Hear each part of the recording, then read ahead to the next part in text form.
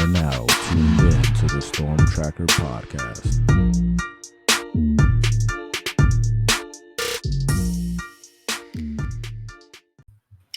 Welcome back, family, to the Storm Tracker podcast. I'm Marcus Benjamin, representing for CanesCounty.com, part of the Rivals.com network. Make sure you subscribe to CanesCounty.com for free. Use the promo code Miami30. And this is our weekly segment, but it's kind of the end of the year segment, scouting the opponent. And today I've got Mike Broadbent from Rutgers Rivals.com to discuss the Pinstripe Bowl coming up on Thursday. Thanks for joining me today, Mike. Yeah, thanks for having me, Marcus. So here we are. We're in our bowl week, and both of these teams kind of have something to prove here. Rutgers is on a 4-game skid right now, albeit it was some tough opponents, and Miami is just trying to finish the season strong with their first bowl win in a pretty long time, about 7 years since Miami has won a bowl game. So first, I just kind of wanted to discuss, Rutgers season because it's been, it started off pretty good with a couple of solid wins, but like I mentioned before, a 4-game skid right now. So how would you sum up this season? I would sum up the season as a success. Greg Schiano, this is year 4 of his 2.0 era. As many of you know, his first era, he took over one of the worst programs in college football, turned them into a perennial bowl team, which in itself was a huge success. I know he flirted actually with the Miami job in 2006. Yeah. But this season, it was bowl game or bust almost. Like everything was kind of geared towards making a bowl game. They got to 6 wins in October, which I think everybody was surprised by. So they started off 6-2. They were led with a hard-nosed defense, who's top 25, I believe, overall. Just well-balanced in terms of the run and the pass. And they were led by the running game. Kyle Monungai led the Big Ten in rushing this year with almost 1,100 yards rushing. They struggled a bit in the pass game. But if you would have told any Rutgers fan, we're going to be 6-6 going to a New York City Bowl before the season, I think everybody would have accepted it. I think when you kind of look at things where we were at the start of November, I think people would have been a little disappointed to know we finished 6-6, starting 6-2. But overall, it was a successful season for sure. Yeah, I could say the same for Miami. Just compared to last year's, 5-win season, just to have a winning season and to be playing a bowl game right now, the season is a success because you have guaranteed a winning season with that 7th win. But Miami wants to finish off strong, as I'm sure Rutgers does. If I were to summarize kind of Miami's season, it feels like a season that probably could have been even better because of some close losses and just some untimely turnovers by their quarterback, Tyler Van Dyke, who's now off to Wisconsin. Miami's going to roll out a totally new quarterback that hasn't seen the field this year in Jakari Brown. But with Rutgers, they do have some talent. You mentioned, the running back. How would you assess this team as far as talent-wise? Because when people talk about Miami or the fan base talks about Miami, they always mention that it's a talented team. So how talented is Rutgers? How would you say they match up with Miami? In terms of talent-wise, I would say Rutgers isn't a whole lot more talented this year than they were last year. I just think the upgrade in coaching has been substantial. So they went from a bunch of coaches who were hired mainly because they were really good high school coaches in the area, and they replaced them with guys who coached over a decade in the NFL. So they replaced their wide receivers coach with Dave Brock, who coached all over in college, but he also coached for the Atlanta Falcons and a couple other teams. They replaced their offensive line coach with Pat Flaherty, who was an NFL coach for over 20 years. He had 2 Super Bowl wins with the Giants as their offensive line coach. And they replaced their offensive coordinator, they replaced Sean Gleason, who previously coached for 1 year at Oklahoma State, but previously spent a bunch of years at Princeton, with a guy in Kirk Ciarrocca who spent decades as a Power 5 offensive coordinator. So just the upgrade in coaching, I think, has elevated the floor of this team. I would say that Rutgers is not as talented as Miami by any means, but I do think that the motivation is more so there for Rutgers, because this is a team. I don't know if you followed it all with what's happened this offseason with Rutgers. I guess it's not quite the offseason yet, but Rutgers has had high-profile announcements of about 10 senior starters, or it is 10, who are coming back next year due to NIL-driven things. They probably all would have been late-round draft picks, but to get that many guys to come back and not enter the portal just kind of shows how strong the culture is at Rutgers. And all these guys are coming back because they want to win a bowl game. They want to elevate the program even more next season. And I know it's a bit of the opposite right now with Miami, because you guys have lost a lot of starters since the season ended. You're on, you said Shakari Brown's your third string starter. I know you've lost a couple interior offensive linemen, your 2 starting safeties.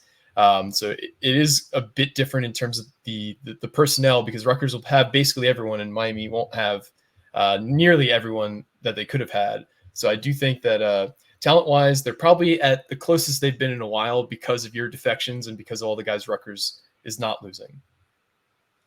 You know what? That makes sense of why this line has moved so dramatically. I don't know if you've kind of seen that, but Miami started out as almost like a 4-point favorite when the bowl game was first announced, and now Rutgers is a 1-point favorite. And I think it really does have to do with all of the defections that you talked about and all of the players coming back to Piscataway for the following season, and of course for the bowl game. Yeah, you mentioned all the players that Miami will be without.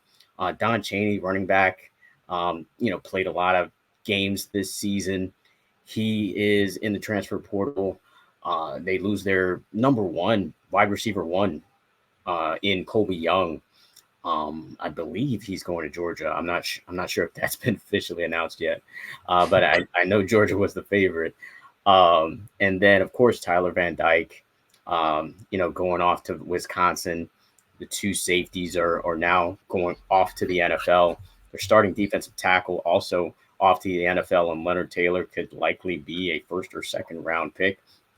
But this team is young, and like we mentioned before this podcast, Miami's building through recruiting, and there's a bunch of young guys on this team that are looking to really kind of show what they can do, and they'll get that opportunity against Rutgers in the Pinstripe Bowl. Should be a great atmosphere. Are you a Yankee fan by any chance, or not? I am not a Yankee fan. So I'm from South Jersey. So I am a Philly sports fan. Okay. I know a lot of Rutgers fans give me grief for it because, as you can see, I got an Eagles hat on. But I do not don't hide my allegiances. I'm not a New York sports fan really at all. Gotcha. Philly sports fans can relate to Miami sports fans, especially within these past years. It's been a lot of success, but close, like heartbreak. A lot of heartbreak. Absolutely. Yeah. Yep. Yeah, absolutely. Definitely hear you there.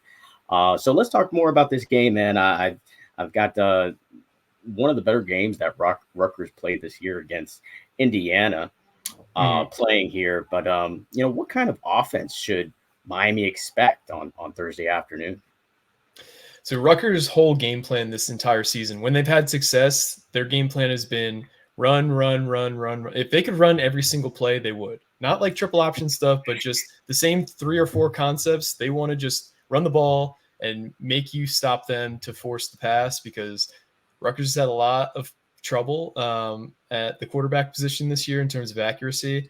So you're showing the Indiana game, which is one of the better games of the season for Rutgers. That was the game they got to 6 wins, but there was a lot of games where Rutgers got behind and they just have no answer offensively right now in terms of coming back in games. So they want to basically use the defense to force turnovers or force stops, and then just run the game out, take the air out of the ball.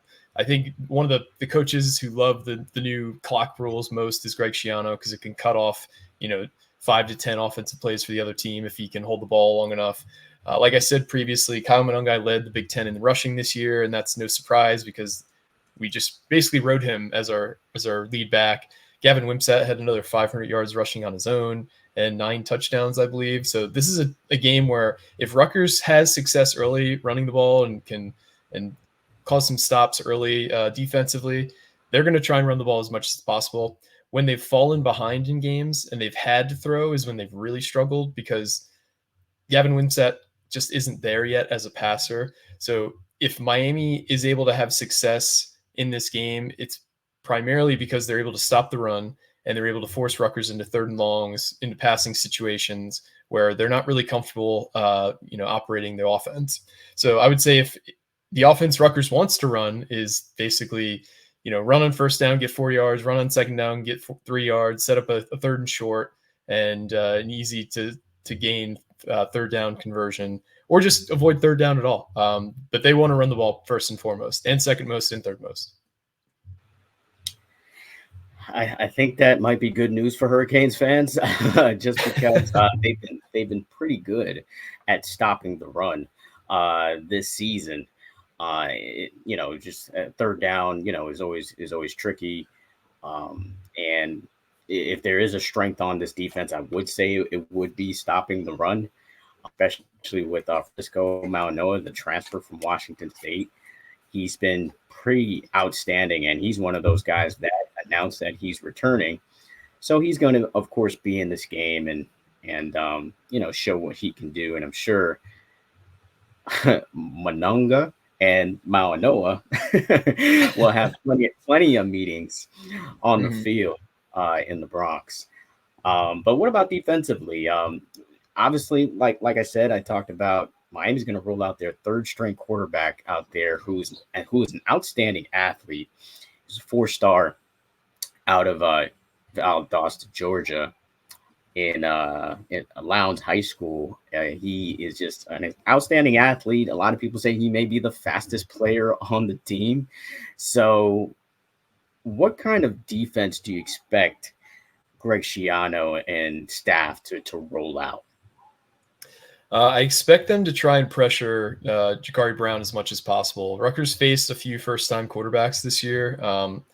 Kyron Drones is one that comes to mind for Virginia Tech. I don't know if you guys played Virginia Tech this year, but Rutgers was able to face him on his first career start, and they did try and bring pressure. He did have success on the ground though, and through the air. Honestly, he was better than I expected him to be.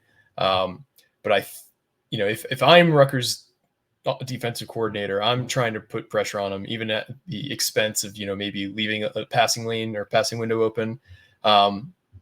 Rutgers hasn't really gone to the Brian Flores type like all out blitzes this season very often, but Greg Schiano has tended to shift things up most when there's a lot of prep time, like the Ohio State game, which was coming off a bye. They threw out some new concepts that they hadn't run before.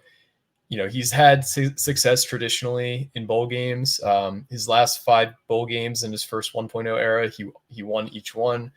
So I do expect some new wrinkles, both offensively and defensively, and you could expect to see some more exotic fronts in terms of blitzes as well. I think they're more likely to blitz more than to drop more. I don't think they'll play this conservatively. All right. I know Ja'Cory Brown's going to have to make plays, because this defense, it might be a little bit underrated, I guess, on a national scale. From what I've seen statistically, in the top 20 when it comes to coverage. So I think that's where their strong suit is. And Ja'Cory Brown has kind of yet to show that he can throw the ball effectively. So I would imagine Brown is probably going to have to scramble for first downs and really kind of improvise, and maybe we'll see, some triple option action going on. I kind of never know now with these bowl games what you're going to see with so many new players, and a lot of players, of course, sitting out. Let's talk X factors, though. And I'll just kind of throw out for Miami. You have one of the more explosive players for Miami in a Brashard Smith. If he's used in conjunction with a Ja'Cory Brown, that could be a deadly combination. But the most reliable is clearly Xavier Restrepo. He's the top receiver, one of the tops in the ACC. I think he was only just behind Malik Washington from Virginia as far as catches and yards. So I would say he's the most reliable player. and Brashard Smith was probably the most dangerous. Who do you think would be the X factors for Rutgers in this game?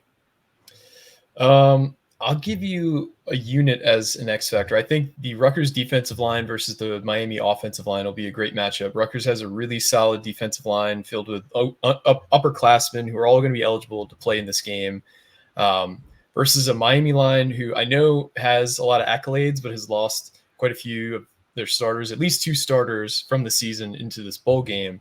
So I think Miami has better backup talent than Rutgers by far.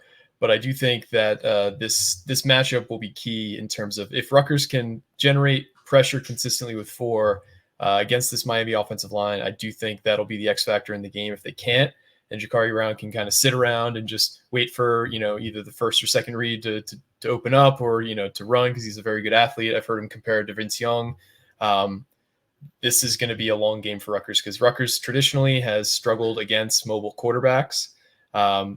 So I do think that if we can't, pressure Ja'Carri Brown, we can't, rattle him a bit to force some untimely throws, I think it'll be a good day for Miami. But if we are able to force pressure, I think Rutgers will have a good day. The other X factor, I already talked about him, is Kyle Monungai. This is a guy who Rutgers has leaned on all season to be the horsepower of their offense. If he's getting bottled up early, if he's not able, because he's pretty consistently able to make the first guy miss. He's getting hit a lot behind the line of scrimmage, and he's able to produce positive yards. He's a guy that just one of those guys who doesn't really physically impress you much, but when you watch him run, he's always falling forward. He's always kind of taking the most efficient running routes wherever he's going on the field. He just kind of is one of those guys who knows how to get somewhere the fastest he possibly can.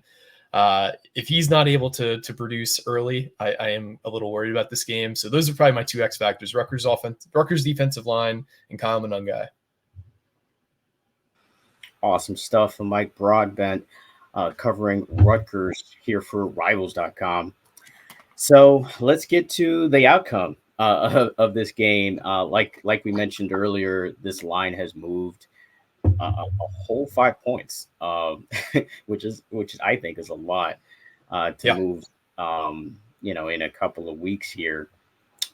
Miami is going to be hungry here, but I definitely see a path for Rutgers winning this game, just because they're pretty good when it comes to stopping the pass, and you've got a player who's going to be playing his first game of the season.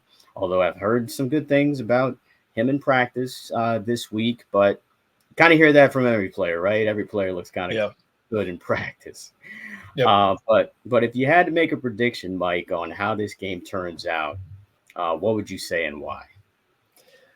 I just think Rutgers has more motivation going into this game. They'll have a more complete team in terms of the composition that they started with versus where they're at now. Miami, I think I read, has lost 10 starters since the end of the season, including, the top 2 quarterbacks. Rutgers is playing in its first true bowl game in 9 years. I know they played in the Gator Bowl 2001 or 2021, but they only had 6 days of preparation from the time Texas A&M had a COVID outbreak to the time where they actually played the game.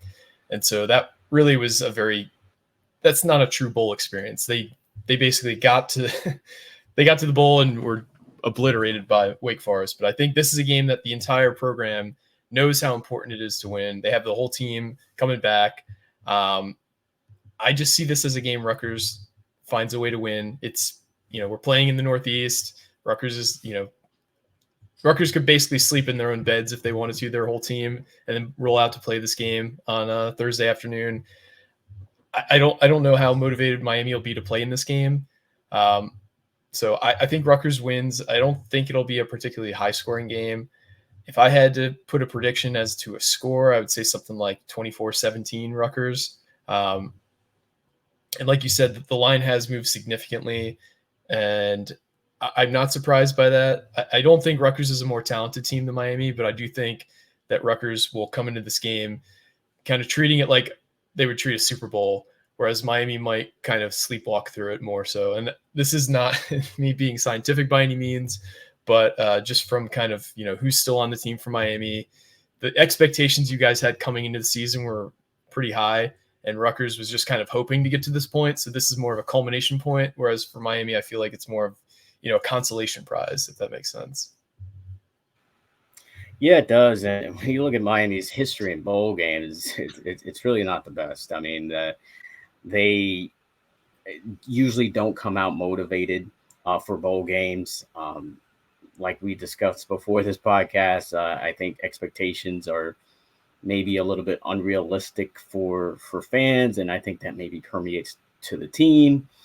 But it's a different staff here, man. It really is. Under Mario Cristobal and these guys, they really have this team motivated in a different way. I mean, they've suffered some deflating losses this season. The one at Georgia Tech, I don't want to speak about too much. And then that's the one I was going to bring up. But yeah, that was just a deflating loss, and you saw the frustration on the players' faces and their reactions afterwards. But they came out pretty motivated. They did lose the following game to North Carolina, but you could tell that they put it out all on the line for that game and every game afterwards. There's been 100% effort. I think if this was one of those previous regimes, of course I've been following this team forever, but I would probably agree with you. I would say, okay, yeah, this team's not going to be motivated. It's going to be, super cold. It's going to be nice in a baseball stadium. The aesthetics will be nice, right? But I think this team is really motivated to kind of show what they can do. But it all depends on Jakari Brown and if he really is making progress throwing the football, because we all know he's a dynamic runner, but Rutgers could put eight in the box, and then, well, what are you going to do? Right? So yeah, and I'm pretty sure Rutgers will have a spy on Brown for the entire game and trying to drop defenders into coverage to try to bait him into throws. And there's nothing that I've seen on the field from Jakari Brown, at least this season, and because I've only seen him in the spring and some practice, but there's nothing that tells me that will happen. I'm hoping and that he doesn't or does progress, I guess, from what I've seen in the spring.